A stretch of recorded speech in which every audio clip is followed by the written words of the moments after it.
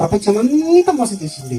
అదే ఈ పండు తినకూడదు, నీకు ఎవరు చెప్పా తినొచ్చు, నీ దేవుడు అలాగే చెప్తాడు కానీ మీరు గొప్పలు అయిపోతా తెలుసా, అలాగ అవుతారేమోనని ఫీలింగ్స్ తో నాకంటే మీరు ఎక్కడ గొప్పలు అయిపోతారేమో అని దేవుడు మీకు తినవద్దు అన్నాడు కానీ తినండి మీ దేవుడిని మీరు మించేస్తారు అని ఒక్క అబద్ధం నమ్మేరే వాళ్ళంతే.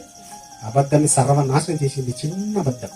ఈరోజు ప్రపంచం అంతా ఎందుకు ఈ శ్రమలు కష్టాలు ఎక్కండి, ఒకే ఒక అబద్ధం దేవుడి నుండి మనిషిని దూరం చేసి మరలా అబద్ధాన్ని కొట్టేయాలి, అబద్ధాన్ని తీసేయాలని మరలా యేసుక్రీస్తుని భూమికి పంపించి అసలు అబద్ధం ఆడకు తెలుసా, పెద్ద నేరం.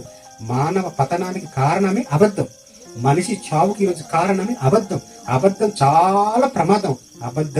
అబద్ధికులందరూ ఎక్కడ పడతారని రాయబడితే 11 అగ్నిగుండంలో పడతారట.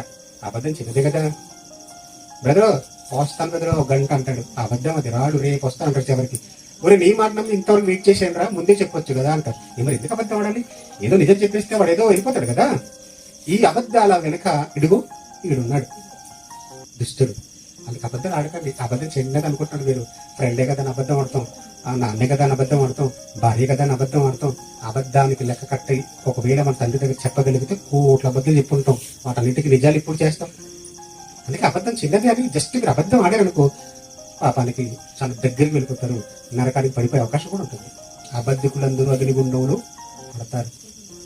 అదే మొట్టమొదటి ఆదమవ్వల్ని దెబ్బ కొట్టింది అబద్ధమే, ఏదో కాదు, అబద్ధమే, చిన్న అబద్ధం పడిపోయి వాళ్ళు. అలాంటి పవిత్రమైన జన్మను అబద్ధాన్ని ప్రవేశపెట్టి దేవుడి నుండి మనకున్న కనెక్షన్ అంతా కట్టిసి పడేసింది. అందుకే ఇన్ని పోరాటాలు, దేవుడు నమ్మండి నమ్మండి నమ్మండి, ఎందుకు ఎన్నిసార్లు చెప్పాలండి బాబు, ఎందుకు నమ్మాలి, ఎందుకు నమ్మాలి రా అని మరింత దూరం చేయిస్తుంది అది.